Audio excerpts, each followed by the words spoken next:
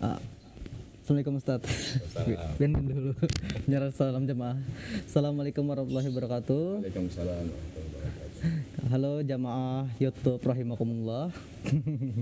Hari ini kita akan bahas video kita yang part 2, yaitu bahasan tentang keagamaan. Jadi guru, untuk pembahasan keagamaan ini kayaknya umum bener lah. Ulun kan sebenarnya bingung juga mau mulai dari mana gitu nah. Entah mau toleransi kah atau dari mananya. Mungkin kita bahas yang sesuai dari pianis siapa juga tuh nah. Sebelumnya perkenalkan, beliau ini Ustaz Kiai Haji Ahmad Mujahidin. Dia adalah pengasuh Majelis Cahaya Rasulullah dan juga sebagai ketua Lembaga Dakwah Nahdlatul Ulama di Kabupaten Kapuas. Nah, jadi mungkin dari lihat latar belakang beliau, jadi kita akan membahasannya tentang dakwah saja menurut yang ada di Kabupaten Kapuas ini. Karena melihat dari situasi kita, kota kita ini, Kabupaten Kapuas ini juga bukan mayoritas lah, hitungan kita ini minoritas dalam Islam. Tapi bagaimana dakwah di Kabupaten Kapuas ini, nah, apakah berjalan baik? Misalnya ada sesuatu yang baik, mungkin bisa kita berikan pembelajaran bagi saudara-saudara sekalian, mungkin gitu Ustaz. Ya. Baik, Assalamualaikum warahmatullahi wabarakatuh. Waalaikumsalam. Jamaah YouTube nih lah. Jamaah YouTube rahimakumullah. Pertama-tama marilah kita mengucapkan alhamdulillah sebagai ungkapan puji dan syukur kita kehadirat Allah Subhanahu wa taala yang atas perkenannya kita masih diberi kesehatan, keafiatan serta diperkenankan untuk berbuat hal-hal yang baik. Mudah-mudahan Allah Subhanahu wa taala senantiasa mengarahkan kita ke arah yang baik dalam mengarungi kehidupan ini. Amin ya rabbal alamin. Salawat dan salam kita haturkan kehadiran junjungan kita baginda Nabi besar Muhammad sallallahu alaihi wasallam kepada keluarga, para sahabat dan para pengikut beliau hingga hari kemudian. Baik, tema kita pada hari ini tentang bagaimana kondisi keislaman di Kabupaten Kapuas dari sudut pandang kami selaku pendakwah, artinya pengasuh Majelis Ta'lim Cahaya Rasulullah Kapuas, juga sekaligus yang diamanahi sebagai ketua Lembaga Dakwah Nahdlatul Ulama Kabupaten Kapuas. Baik, Kabupaten Kapuas ini adalah kota kecil yang berada di ujung Provinsi Kalimantan Tengah, yang sangat dekat sebenarnya dengan kota Banjarmasin, yang mana secara umum Banjarmasin ini adalah provinsi yang nilai-nilai keislamannya itu kental sudah sejak lama. Dan kehidupan dakwah di Kabupaten Kapuas ini alhamdulillah sangat baik. Sangat baik. Nah, sebelum kita membahas bagaimana kondisi dakwah di Kapuas, ada baiknya sedikit kami ceritakan tentang Lembaga Dakwah Nahdlatul Ulama, yang ini nanti akan ada gambaran bagaimana visi misi yang insya Allah kami emban dalam amanah sebagai ketua LDNU. Lembaga Dakwah Nahdlatul Ulama adalah sebuah lembaga yang fokusnya itu adalah dakwah. Yang diemban oleh Lembaga Dakwah Nahdlatul Ulama adalah bagaimana lembaga dakwah ini membawa misi untuk mengembangkan faham Ahlus Sunnah wal Jamaah. Faham Ahlus Sunnah wal Jamaah sebagaimana yang ditulis oleh Hadratus Syekh Kiai Haji Hashim Asy'ari selaku pendiri dari Nahdlatul Ulama, bahwa Ahlus Sunnah wal Jamaah itu untuk bidang akidah berpegang kepada Imam Asy'ari dan Maturidi. Kemudian dalam bidang fikih berpegang kepada salah satu dari 4 imam mazhab, Abu Hanifah, Imam Malik, Imam Syafi'i, dan Imam Ahmad bin Hambal. Sedangkan dalam bidang tasawuf, Ahlus Sunnah wal Jamaah berpegang kepada tasawufnya Imam Junaid al-Baghdadi dan Imam Abu Hamid Muhammad Al-Ghazali. Jadi kriteria Ahlus Sunnah wal Jamaah menurut Mbah Hashim Asy'ari seperti itu. Dan lembaga dakwah ini membawa peranan untuk mendakwahkan bagaimana Islam Ahli Sunnah wal Jamaah yang berfaham Ahli Sunnah wal Jamaah juga berfaham tawassut, tawazun dan tasamuh serta lain sebagainya, sehingga dakwah yang dibawa oleh Nahdlatul Ulama ini adalah dakwah yang membangun keislaman umat sekaligus juga membangun nasionalisme, kecintaan terhadap tanah air. Baik, tadi menjawab pertanyaan dari saudara Ajib, bisa diulang nggak? Tentang dakwah keislaman di Kapuas nih bagaimana? Tentang dakwah di Kabupaten Kapuas ini bagaimana? Alhamdulillah kita di Kabupaten Kapuas ini bisa dikatakan dakwahnya sangat baik. Ini bisa dinilai dari banyaknya majelis-majelis taklim yang diasuh baik oleh guru-guru yang tinggal di Kabupaten Kapuas sendiri atau dari guru-guru yang datang dari provinsi Kalimantan Selatan. Jadi secara nilai Kabupaten Kapuas ini secara dakwah Islamnya sangat bagus. Ini bisa dilihat dari banyaknya majelis-majelis taklim. Ya, seperti itu. Sampai dari kota lain artinya kita ini sama menerima orang luar tuh, orang luar suka kesini berarti lah karena ada masalah. Walaupun minoritas lah hitungan itu lah. Tapi meski minoritas persoalannya kita nih tidak pernah ada masalah tentang keagamaan atau apapun lah. Apalagi lihat di tempat kita nih, di sini masjid, seberang ada gereja, sebelah ada gereja pulang berarti lah. Tapi tidak pernah ada masalah. Waktu ulun halusnya, waktu ulun kecilnya tetap ada. Ulun sebenarnya waktu umur 5 tahun gitu sudah tinggal lain ditinggal di tempat yang banyak muslim itu malah ulun di jalan Setaji itu bahari waktu kecil, kiri kanan rumah tuh orang Kristen semua berarti tapi karena ada masalah ibarat itu malah sangat rukun sekali. Mungkin dari segi toleransi beragama kita ini ada kelebihan lah dari kota-kota lain mungkin lah. Alhamdulillah kita kalau mengenai toleransi beragama di Kapuas ini kondusif, bisa dikatakan kondusif. Kita aja untuk tempat ibadah kadang ada masjid, ada tempat ibadah non muslim ini berdekatan. Seperti di lingkungan kami di sini ada masjid, di sebelah sana ada tempat ibadah umat lain. Dan kerukunan kami sesama tetangga di sini insya Allah terjaga dengan baik. Jadi sama umat beragama kan tidak satupun agama yang mengajarkan hal yang tidak baik kepada pemeluknya. Baik agama apapun, semua menyuruh untuk hidup berdampingan dengan damai, dengan baik, dengan pemeluk agama yang berbeda dengan mereka. Saya rasa untuk kehidupan beragama, alhamdulillah kondusif. Alhamdulillah lah. Melihat dari pembicaraan kita tadi tentang lembaga dakwah Nahdlatul Ulama, ulun sedikit ada hendak tahu juga sebenarnya Ustaz.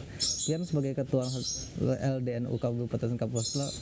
Nah, model apa? Adakah sesuatu yang ingin Pian sampaikan, unek-unek atau Pian suarakan untuk masyarakat kita nih? Nah, ibaratnya untuk lebih pahamnya lagi mungkin LDNU itu apa atau apa tujuan Pian dan sebagainya mungkin. Baik, kita mengutip salah satu ayat dalam kitab suci Al-Quran yang bunyinya itu falaula nafara min kulli firqatin ta'ifatum minhum liyatafaqahu fid din waliyunziru qaumahum idza raja'u ilaihim. Ayat ini menjelaskan sebaiknya ada sebagian kalangan dari sekelompok masyarakat yang mereka ini pergi ke negeri lain atau ke kota lain dengan tujuan menuntut ilmu. Selesai dari menuntut ilmu, kemudian pulang ke kampung halaman dan menebarkan pengetahuan yang sudah dia peroleh. Jadi dakwah itu pertama, pendakwah itu tentunya harus orang yang berilmu. Dakwah. Yang kedua, dakwah itu membawa misi sebagaimana ayat Al-Qur'an, ud'u ila sabili rabbika bil hikmati wal mau'izatil hasanah wajadilhum billati hiya ahsan. Dakwah itu pertama, seorang pendakwah mestinya pertama selain memiliki ilmu tentunya harus hikmah. Hikmah ini bijaksana, sehingga dakwah itu memiliki aturan tersendiri yang diistilahkan dengan fikih dakwah. Nah, dalam tataran fikih dakwah ini beda dengan fikih secara umumnya. Kalau fikih secara umum kita ambil contoh yang sederhana,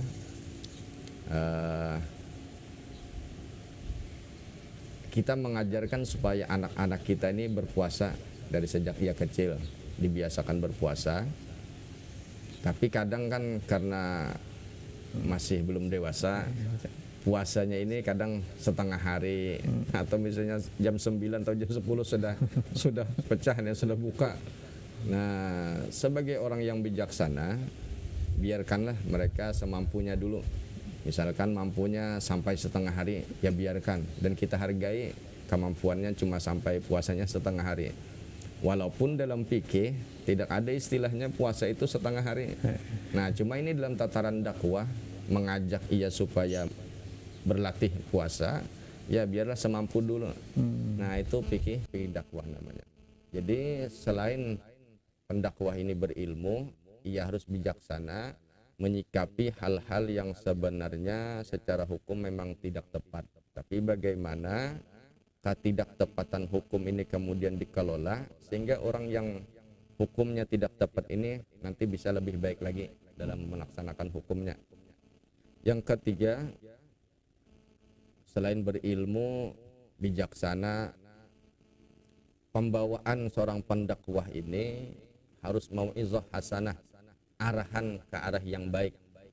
Mau'izah hasanah di sini dalam artian bagaimana si pendakwah ini menyampaikan dakwah dengan cara yang diterima oleh orang yang didakwahinya, tentunya dengan penyampaian yang baik, penyampaian yang menarik, kemudian tidak menimbulkan sikap provokatif baik terhadap golongan tertentu atau pemeluk agama tertentu. Karena yang rentan, yang berisiko memicu adanya ketidakkondusifan di satu daerah, ini pendakwah itu bisa menjadi pemicu. Jadi pendakwah ini harus mau'izah hasanah, penyampaiannya ini baik, menarik, kemudian tidak menjadi hal yang provokatif disampaikannya. Figurnya juga baik gitu. Ya, figurnya juga baik. Kemudian yang berikutnya wajadilhum billati hiya ahsan. Apabila seorang pendakwah ini menemui kendala, maka ia harus bisa mengatasinya dengan cara yang baik juga. Umpama misalnya ada orang yang tidak suka dengan kegiatan dakwahnya, maka ini tidak harus frontal menyikapinya, tapi disikapi dengan sikap yang lebih baik. Itu yang dimaksud dengan wajadilhum billati hiya ahsan. Saya rasa bisa dilanjutkan. Bisa dilanjutkan. Apa lagi lah? Yang tentang majelis taklim di Kabupaten Kapuas, bagaimana menurut yang sebagai ketua lembaga dakwah Nahdlatul Ulama nih? Oh, tadi sempat disinggung apakah ada unek-unek. Kalau dikatakan unek-unek, enaknya disebut anu aja, saran. Saran. Jadi kami selaku lembaga dakwah Nahdlatul Ulama Kabupaten Kapuas melihat perkembangan dakwah di kabupaten kita ini sangat baik dan itu kita dukung. Nah, karena ini dakwah, kita maunya majelis-majelis taklim, para pengasuhnya, para guru-guru yang berdakwah ini memiliki visi dan misi yang sama. Pertama, tentu ingin mencerdaskan umat terhadap keislamannya pertama. Yang kedua, tentu ingin membangun karakter jamaahnya berupa perilaku yang baik secara pribadi ataupun secara sosial. Yang ketiga, kita ingin menyamakan visi, menyamakan misi supaya dakwah di Kabupaten Kapuas ini lebih spesifik. Dimaksud spesifik kayak gini, dulu-dulunya kan sejarah Majelis Taklim ini adalah sebuah tempat mengkaji ilmu-ilmu keislaman. Nah, dulu Majelis Taklim adalah cikal bakal pondok pesantren. Jadi sebelum ada pondok pesantren, lebih duluan ada Majelis Taklim. Nah, di Majelis Taklim itulah diajarkan bukan hanya tentang akidah, bukan hanya tentang fikih, tasawuf dan lain sebagainya, tetapi hampir mencakup semua keilmuan.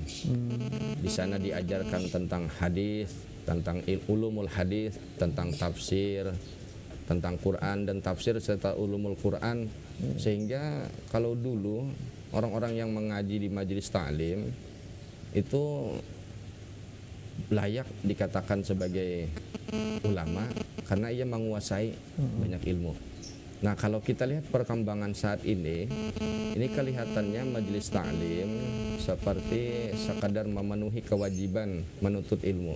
Jadi yang diajarkan bukannya tidak baik lah, dengan tanda kutip, yang diajarkan cuma sekadar pemenuhan bahwa menuntut ilmu wajib.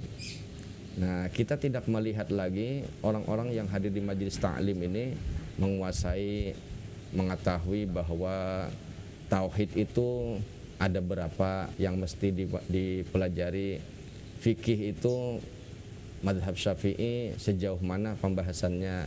Tahunya kan cuma sebatas wudu, sembahyang, untuk kajian mendalamnya saat ini kayaknya kurang. Kemudian tasawuf, kemudian kita tidak lagi melihat ada orang-orang yang mengerti bahwa hadis itu sekian jenisnya. Ada hadis sahih, hadis hasan dan hadis dhaif. Kita tahunya cuma hadis. Nah, tanpa menyelidiki bahwa hadis ini kualitasnya apakah sahih, hasan atau sebagainya. Nah, jadi visi misi kita yang kita harapkan dari lembaga dakwah Nahdlatul Ulama Kabupaten Kapuas ini ke depannya kita hendak menyamakan persepsi terhadap tokoh-tokoh yang berperan di majelis taklimnya masing-masing. Bagaimana supaya majelis taklim ini menjadi sebuah lembaga yang turut mencerdaskan jamaahnya dalam memahami ilmu-ilmu keislaman, tidak sekadar duduk mendengarkan selesai. Nah, saya rasa itu diantara visi dan misi kami sebagai lembaga dakwah Nahdlatul Ulama Kabupaten Kapuas. Intinya ini bukan hal yang baru, tapi dasar sebenarnya dari dulu sebenarnya majelis taklim memang seperti inilah. Ya, memang orang Bahari berarti ilmunya tuh luar biasa benar lah berarti zaman sekarang. Ya. Gimana ya lo hitungannya tuh ibaratnya bujar pian apa tah kata pian ini benar sebenarnya di majelis kebanyakan orang-orang hadir majelis ini sebagai apa ya, penyimak saja ya kesegaran rohani mungkin sebutannya apa sih ya, siraman rohani, dari siraman rohani ya, untuk ketenangan dan sebagainya. Jadi untuk yang ta'alim yang sebenarnya ta'alim tuh emang jarang masih ada. Kada cuma di Kapuas sih lah, mungkin di kota-kota lain mungkin sekitarnya mah yang masai banyak juga yang semacam itu lah. Jadi mungkin kayak di Martapura misalnya itu dasar. Nah, kalau kita berbicara daerah lain di luar Kapuas ya, kalau Banjarmasin, kemudian Martapura, apalagi sebagai kota santri, selama kami mondok di sana, guru-guru pengajar itu membuka pengajian di rumahnya masing-masing di hari-hari yang kadang berbeda atau jam berbeda. Dan masing-masing guru itu mengampu pengajian misalnya Sahih Bukhari. Nah, guru lain tafsir Jalalain, guru di lain misalnya bidang tasawuf Minhajul Abidin, ada yang mengkaji fikih, sehingga santri-santri yang menghadiri pengajian mereka itu bertambah pengetahuannya di luar dari yang diajarkan pondok. Nah, jadi persis yang seperti saya katakan tadi, saya punya misi dan punya visi dan misi bagaimana supaya majelis-majelis taklim di Kabupaten Kapuas ini, para jamaahnya ini bukan sekadar duduk ngaji, tapi ikut paham apa yang disebut dengan tauhid, Apa yang didalami dalam tauhid, apa itu yang harus didalami dalam fikihnya mazhab Imam Syafi'i, tidak sekadar yang luar saja dah. Nah itu maksud kami kayak gitu. Jadi kalau dilihat dari kota lain, alhamdulillah masih banyak yang bisa kita tiru dan mudah-mudahan bisa kita terapkan di Kapuas ini. Nah, mungkin ini juga untuk anak khususnya untuk mahasiswa lah, soalnya banyak yang nonton mahasiswanya lah. Harapan piannya lah Ustaz. Ulun kan sebenarnya ada beberapa unek-unek juga lah yang ingin ulun sampaikan ke pian juga lah terkait majelis tadi. Ulun sudah tulis dong. Kalau di majelis di taklim di Kapuas memang ada beberapa hal yang mesti dibenahi lagi, mungkin lah saran-saran lah, seperti ulun sulit untuk menemukan kajian yang bujur-bujur mendalam tentang tafsir, padahal jurusan tafsir misalnya, tapi ulun kesulitan mencari yang majelis dari awal sampai akhir, misalnya dari Al-Fatihah dulu sampai juz 30. Mungkin itu salah satu alasan ulun kali ya mengambil jurusan ilmu Quran tafsir, ingin lebih dekat lagi ke Al-Qur'an itu. Nah, di situ juga lembaga dakwah Nahdlatul Ulama lah yang pian lah. Ulun kan selawas belajar di Banjarmasin, dulu lah ulun memikirkan ternyata selawas ini banyak juga di ulun ke langgar mana atau masjid mana, misalnya imam-imam masjid ini bacaannya belum sepasih yang bujur-bujur betul dari maksud hurufnya atau tajwidnya. Sedangkan di di Banjarmasin ulun lihat itu ada di satu masjid yang ulun temui di sana, setiap minggu tuh mengadakan tahsin Al-Qur'an gitu. Nah, itu untuk anak-anak boleh datang, orang tua boleh datang dan sebagainya. Jadi imamnya masjid itu pun walau sudah hebat tetap belajar juga. Itu suka benar yang di tempat itu sebenarnya. Artinya tetap belajar tuh. Nah, jadi orang lain tuh kada segan tuh, soalnya yang lain-lain itu empat juga belajar gitu. Nah, ulun harap di Kapuas sebenarnya ada program semacam itu di setiap masjid mungkin, atau untuk untuk mengadakan tahsin Al-Qur'an gitu. Nah, guru sekira kada cuma misalnya majelis taklim cuma didengaran tadi aja. Iya, betul. Ada juga kajian ilmu yang lebih dalam. Kasihan loh misalnya guru-gurunya kada tulak kemana, siapa imamnya misalnya itu. Ya, untuk masyarakat juga mungkin gitu. Saran-saran ulun guru aja tambahan. Jadi menyambung dari apa yang disampaikan saudara Ajib tadi, ini termasuk saran yang sangat bagus, saran yang sangat membangun. Saudara Ajib tadi menyebutkan dia sebenarnya ingin mengkaji lebih dalam tentang ilmu-ilmu keislaman. Cuma sayangnya kondisi majelis-majelis taklim yang ada ini tidak memenuhi. Kita ngambil contoh yang agak jauh, kita ke Mesir atau ke Hadramaut. Kalau di Mesir itu di Masjid Al-Azhar, tapi ini cerita aja kita ada pernah ke sana. Nah, di sana diadakan halaqah pengajian yang secara spesifik itu kajiannya berbeda-beda. Jadi ada satu orang syekh mengkaji tentang tafsir dengan materi kitab ada yang khusus mengkaji masalah fikih, ada yang mengkaji masalah hadis lengkap dengan ulumul hadisnya. Nah, jadi kayak di Mesir, di Hadramaut itu terpenuhi. Jadi misalnya kayak Ajib misalnya mau mengkaji hadis, tinggal hadir saja di ke pengajiannya Syekh maka akan terpenuhi. Nah, kita maunya Kapuas kayak gitu juga. Nah, selama ini kan kita lihat Kapuas cuma sekadar ya hal-hal yang bagaimana bersikap baik terhadap diri sendiri atau terhadap masyarakat secara sosial lah. Kita agak kesulitan, misalnya kita mau mengkaji tafsir ke guru siapa? Enggak ada kajian tafsir secara khusus. Nah, kita mudah-mudahan nanti ke depan bisa memperbaiki kualitas majelis-majelis taklim di Kabupaten Kapuas. Tentunya ini harapan kita bersama, dan tentunya ulun juga selaku ketua lembaga dakwah Nahdlatul Ulama Kabupaten Kapuas ini mengharapkan kerjasamanya, kebersamaannya dari para pengasuh pengaji majelis taklim, dan itu termasuk pekerjaan rumah dari kami sebagai ketua lembaga dakwah Nahdlatul Ulama. Mengenai saran dari saudara Ajib, karena bukannya saudara Ajib aja yang mengeluhkan hal demikian, kita yang pernah belajar tajwid kadang ketemu imam baik di masjid ataupun di mushola yang bacaannya tuh secara yang kita ketahui kurang.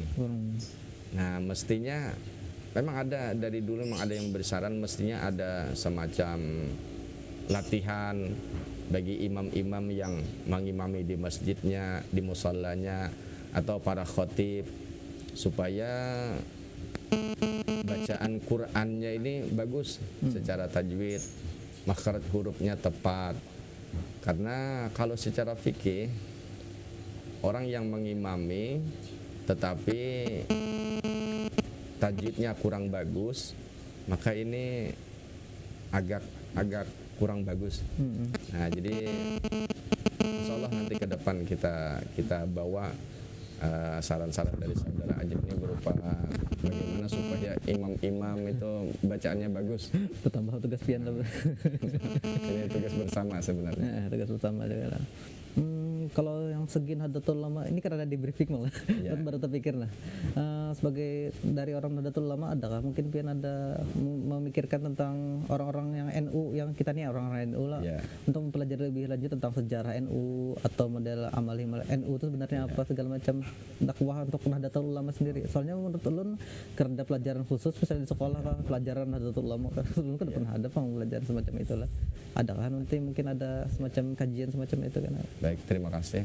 Sebenarnya kajian-kajian tentang ke-NU-an ini berdasarkan dari arahan pusat PBNU itu masing-masing pengurus NU baik pengurus cabang ataupun pengurus ranting itu disuruh mengadakan Lailatul Ijtima' lah. Kalau dulu-dulu kan itu masih aktif. Di beberapa daerah masih aktif. Nah, fungsi Lailatul Ijtima' ini kita kumpul dengan para tokoh-tokoh ulama NU yang ada di daerah kita, lalu diadakan semacam yasinan, kemudian pengajian. Dan biasanya fokusnya kepada ke-NU-an, mengkaji bagaimana sejarah NU, bagaimana manhaj dakwahnya atau metode dakwahnya NU. Nah, jadi hal-hal yang berkaitan dengan NU untuk sementara ini sifatnya internal kepada pengurus, kepada orang-orang yang dalam struktur NU itu biasanya internal. Kalau untuk ke masyarakat kita cuma menyampaikan bahwa paham Ahlus Sunnah wal Jamaah sebenarnya seperti ini. Padahal itu memang NU isinya. Nah, jadi untuk yang pengenalan tentang ke-NU-an ke masyarakat awam belum terpikir aja istilahnya, karena kayaknya tuh arahnya lebih ke internal untuk mengenal NU. Jadi kan wajar aja pengurus tahu NU itu bagaimana. Kalau masyarakat kan tahunya NU kirinya begini. Mana ada pertanyaan mungkin ke tokoh ini ya berarti tapi bisa juga jadi usulan yang baik supaya masyarakat lebih tahu bahwa NU punya metode dalam keislamannya seperti ini dan sebagainya. Ya hanya ulun lebih mengenal Kiai Haji Hasyim Asy'ari ini sebagai seorang wali Allah yang lebih diakrab, tidak cuma orang mengenal itu ketua organisasi, bukan begitu. Ulun berharap gitu saudara-saudara. Orang lebih tahu yang lebih bahwa si ini orang yang alim ulama benar gitu. Nah, tahu kan tokoh ulama tidak kada cuma Hasyim Asy'ari aja tapi semua yang ada orang dulu-dulu itu itu saya hendak lebih mengenali orang lebih kenal tanpa kada kenal kada tahu kada sayang ibu gitu kan. Itu bang, ada pikir aja. Habis itu mungkin berapa waktu kita mungkin pesan terakhir kali ya lah kita tentang ini ada pesan-pesan terakhir mungkin dari yang terperlu kita lagi untuk ke masyarakat di hitungan itu yang ingin pian sampaikan sebagai ketua DNU Kabupaten Kapuas mungkin. Baik, untuk saran yang bisa kami sampaikan, kita sebagai umat Islam tentunya telah diajarkan oleh ulama-ulama kita terus berupaya untuk memperbaiki keislaman.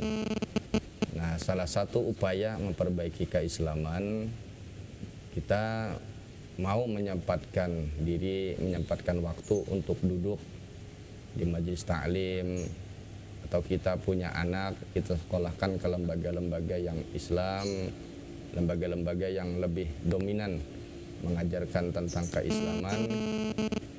Kemudian selain kita membangun karakter keislaman kita supaya lebih baik, ini tujuannya agar umat Islam terutama di Kabupaten Kapuas berperan ikut andil menjaga kondusivitas, keamanan, ketentraman, dan kedamaian di Kabupaten kita Kapuas, terutama dalam momen-momen tertentu seperti musim-musim pemilihan. Pilkada. Nah, kita sebagai negara yang berdemokrasi, kita diberi wewenang untuk bagaimana bersikap secara politik, itu dipersilahkan. Cuman untuk kepentingan tertentu jangan sampai kita mengorbankan daerah kita. Jadi harus kita jaga supaya tetap aman, tetap tentram, tetap damai. Untuk urusan memilih itu hak masing-masing. Jadi itu saja saran dari kami, bagaimana kita supaya sebagai umat Islam di Kabupaten Kapuas bisa berperan membangun kabupaten kita secara baik, tingkat keislamannya semakin baik, tingkat toleransi antar pemeluk agama tetap baik. Satu yang ingin kami sampaikan, dari banyaknya buku yang kami baca atau kitab yang kami baca, salah satu hal yang sangat sensitif memicu ketidaknyamanan di satu tempat ini adalah agama. Nah, jadi kita kembalikan ke ajaran agama masing-masing bahwa setiap agama mengajarkan kepada pemeluknya untuk berbuat baik. Saya rasa demikian. Yalah. Supaya jaga keamanan dan tetap kondusif lah, apalagi Ya, pas supaya tetap dekat aman. pilkada ini, apalagi untuk para pendakwah ya, Ya. dan semacamnya, dan Ya. tokoh-tokoh agar tidak melakukan tidak provokasi mungkin. Ya, baik. Terutama para pendakwah, karena pendakwah ini punya nilai tersendiri kepada jamaahnya. Dalam istilah itu pendakwah ini atau ulama ini disebut raja-raja kecil. Kan seseorang guru yang punya majelis taklim atau punya pesantren ini punya jamaah tersendiri, dan biasanya jamaahnya ini manut, mengumpati kepada gurunya itu. Nah, jadi kita kembali kepada peranan para pendakwah untuk membangun keislaman yang baik, moralitas umat yang baik. Para pendakwah ini harus bersikap mau'izah hasanah. Mau'izah hasanah ini dalam artian tidak menjadi orang yang memicu ketidaknyamanan di daerahnya masing-masing. Jadi bersikaplah dengan sikap yang bisa dikatakan netral, tidak punya kepentingan dan lain sebagainya, sehingga pendakwa ini jangan jadi seorang yang berprovokatif lah, istilahnya kayak gitu. Sehingga peranan pendakwah ini benar-benar berdakwah untuk menciptakan umat yang berilmu, berakhlak dan lain sebagainya yang baik. Seperti itu. Yeah. Mungkin kita waktu durasi sudah mulai panjang banget ini kayaknya lah. Moga tetap mau menonton aja itu. Nah, ini soalnya dari segi apapun ini ilmunya banyak benar yang sudah kita bicarakan, apalagi hal-hal yang perlu dibenahi, dan saran-saran yang kita bicarakan tidak cuma untuk Kabupaten Kapuas lah, untuk daerah-daerah lain Untuk pun. daerah lain. Iya, untuk daerah lain juga harus mungkin diterapkan juga hal semacam kita sudah bahasin tadi. Mungkin sekian dulu setelah. Bisa. Kita tutup dulu. Kita cara otak setelah. Ya. Tutup ya Ustaz.